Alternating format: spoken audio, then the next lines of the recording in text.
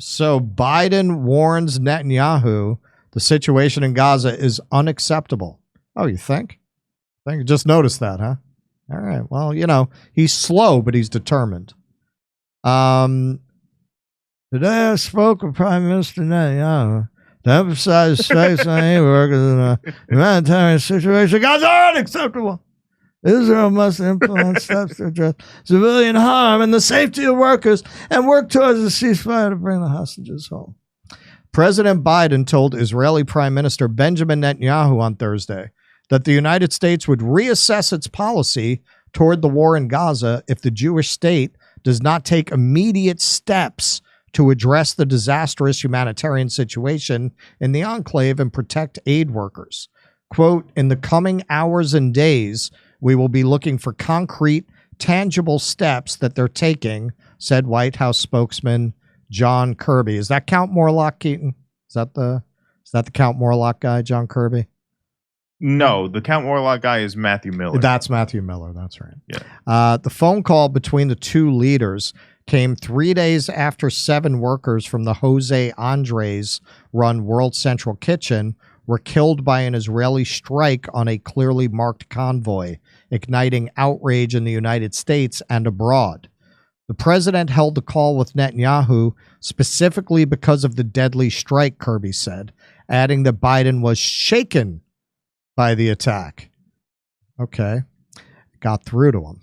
In Thursday's call, Biden, quote, made clear the need for Israel to announce and implement a series of specific, concrete, and measurable steps to address civilian harm, humanitarian suffering, and the safety of aid workers, according to a White House summary of the call. All right, in all seriousness, we have fun at the president's expense.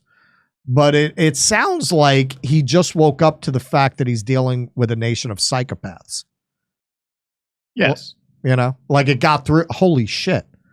They actually, with purpose and aforethought, killed a bunch of aid workers working for a company that's very close with the IDF and the State Department. Like, I think he just was not prepared to process that. I mean, I think, a huge part of this is the realization that Netanyahu doesn't give a shit about Biden's poll numbers. He's a rabid dog, yeah. Yeah, he doesn't care. Right. And I think Biden realizes finally, not that the Israelis are like murdering innocent people. I think he's known that all along, obviously. But I think he realizes that it's not just going to be brown Netanyahu people. is not, that does not answer to me at all. Right. Like I actually hold no sway because reporting, I remember when, I don't know if it was in this first wave of the most recent wave of State Department resignations rather, or the previous one, but it came out in a report. I think Politico put it out. I could be wrong about that, but one of these major newspapers put out that Biden thought at the beginning that by giving Israel most of what they wanted early on, they would feel a certain loyalty to him to the point where when he asked them to rein it in, they would. No, right? Of course they'd rather have Trump back. They'd rather have Trump back. They're just going to use you for all the money and weapons they can suck out of you. And then, they'll just feed you to the wolves. And, if you lose, you lose. They don't care. They are the most disloyal people you could think of.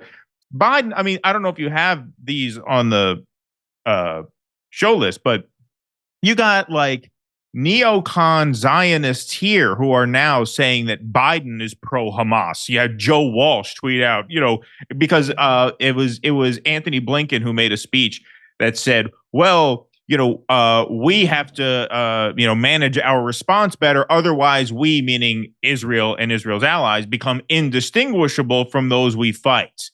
And how dare you compare Israel to Hamas? These are people who are just staunchly pro-Israel, and they were pro-Biden to the extent that they felt Biden was sufficiently pro-Israel in the early days of this, I won't say war because the war started way before October 7th, but this latest escalation. As soon as Biden turns around a little bit, they will jump ship. And I do think he was blindsided by that.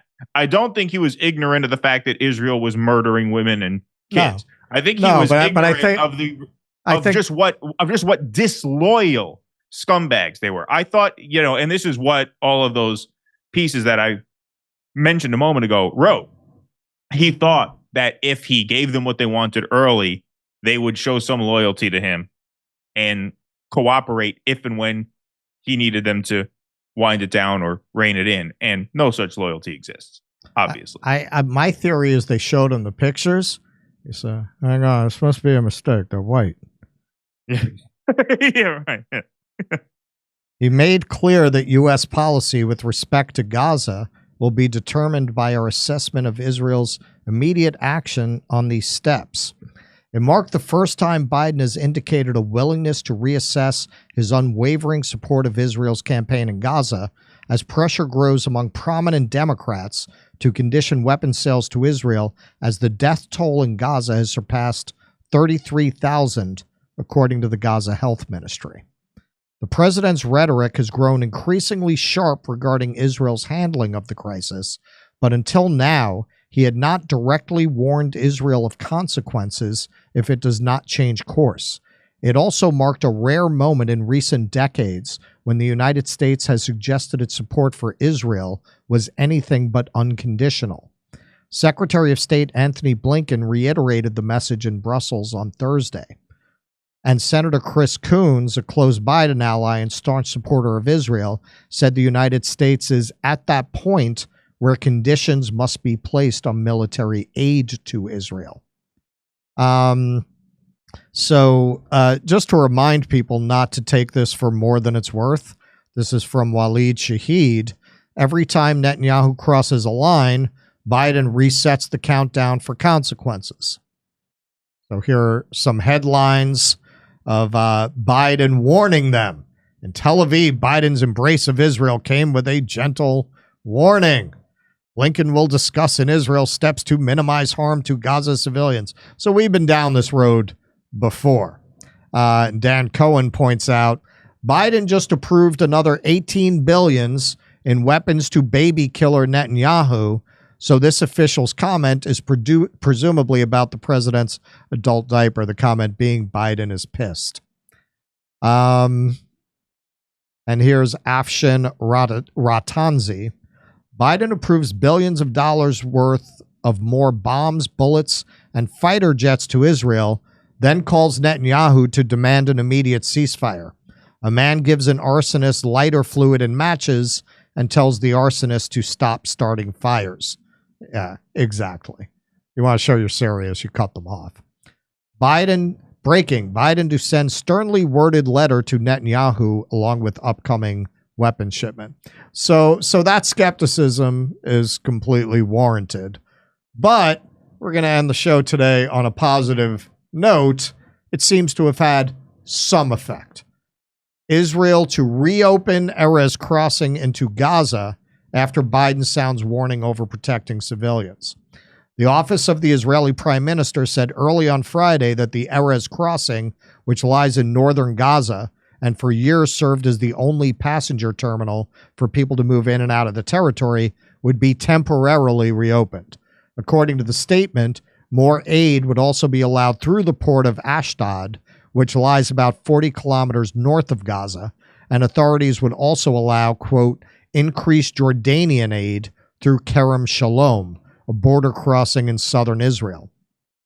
White House National Security Council spokesperson Adrian Watson welcomed the announcement, adding that the plan must now be fully and rapidly implemented.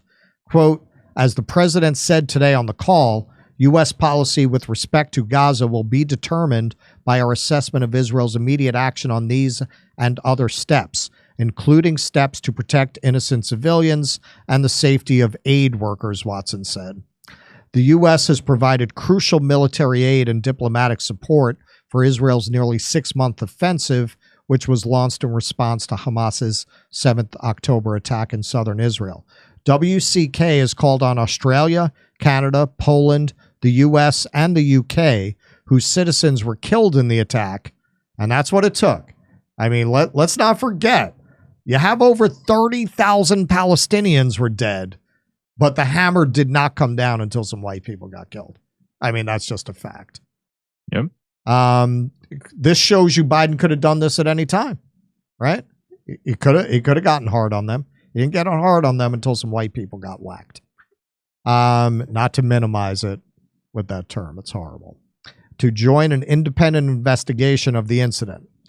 On Thursday, the parents of one of the WCK Kitchen employees, U.S.-Canada dual citizen Jacob Flickinger, told the BBC that they did not accept Israel's apology for his death and rejected Netanyahu's description of the attack as a tragic accident. So my question, because we did a segment on this too, what was the name of the Gray Zone affiliate who did the video of the settlers so that people can look it up? Jeremy what? Lafredo. All right, so you can look up on X. He did an incredible video of settlers blocking the aid trucks. So this is great news, I would assume, because Israel, whatever Biden said, I guess made them decide to play along until he gets distracted, and then they'll go back to the same shit. But for the moment they're letting aid in, will the settlers be blocking the aid as they were doing before? I hope not. And then will Israel stop them from doing it this time?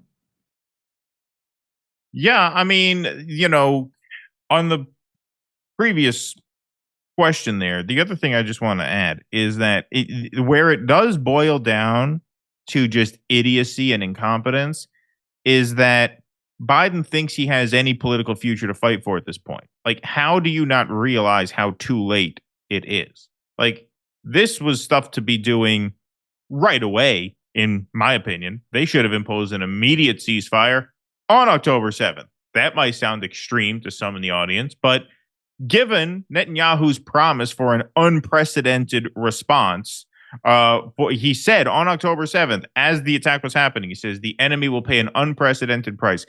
Anyone with the most cursory knowledge of this issue knew that unprecedented could only mean genocide because Israel has been walking up to that line for the past 75 years. And so it really should have happened that day. We should have told them, you are not going into Gaza 1 inch until we oversee exactly what you're doing, because we do not trust you one bit to respect innocent life there. That's what I think they should have done. Politically speaking, at latest, that had to happen November. As soon as they hit that first refugee camp, I think that was on Halloween, right around Halloween, late October, they leveled that refugee camp. Right. Killed a couple hundred people because they said there was one Hamas commander they were looking for. At that point, you had to say, not a dime more, not another weapon. And to let this go to this point, now it's April. 7 months later or 6 months later, whatever it is. Now you're going to say, now that there's only one city left in Gaza, and it's not even really a remaining city. I mean, Rafah is in ruins. Now you start saying we're going to start conditioning aid. That's completely toothless. No one with any self-respect could vote for Joe Biden anyway at this point, even if he secures everything that they want at this point. And so the idea that they thought they had as much political leash as they did, to me, that can only be explained as just that is just dumb. Yes. But it's such a sea change in U.S. policy, and this is such a toothless administration. It took tens of thousands of deaths for them to get there.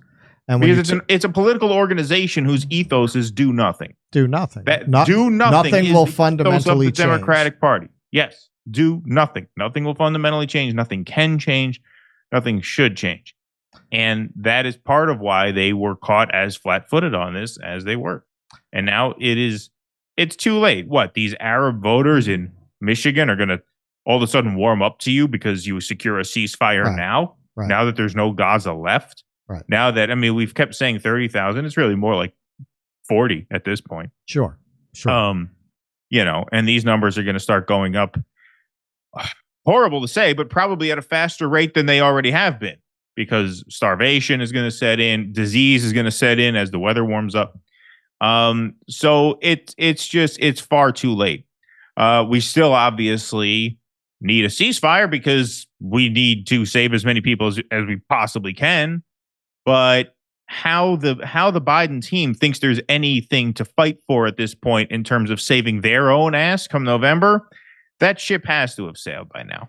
It has to have sailed by now. Well, I'll tell you, I decided not to cover it specifically, but Trump lost 2 of his court cases this week. Right. He made bail for the Letitia James thing, but he'll probably be on trial in the next couple of months. That's what they're banking on. No, look, absolutely no. But look, they could still fall ass backwards into a win in November. That's not what I mean by that ship has sailed. What I mean by that ship has sailed is none of these uncommitted voters, none of the Arab and Muslim voters, they're not going to have a change of heart past this point. Yeah, no, you look through some random, mix of events with Trump's prosecutions and other, possible deep state interventions or crises that haven't been manufactured yet. Yeah, could they figure out a way to smuggle him through and over? Yeah, it's possible. But I'm talking about people who have abandoned Biden over Gaza at this point are not going to be won back with any of this bullshit. Yeah. All right. And I think that is a show. Hey, Keaton, you did a good job, man. Where can they find you? Oh, thanks. Yeah, find us at Do Dissidents. Do Bring you on Dissidents more YouTube. often. And Rumble, yes, Do Dissidents YouTube and Rumble, and we're on Substack, dodissidents.substack.com. That's just a free newsletter with audio podcasts and tells you when we're going to be going live and where. So sign up.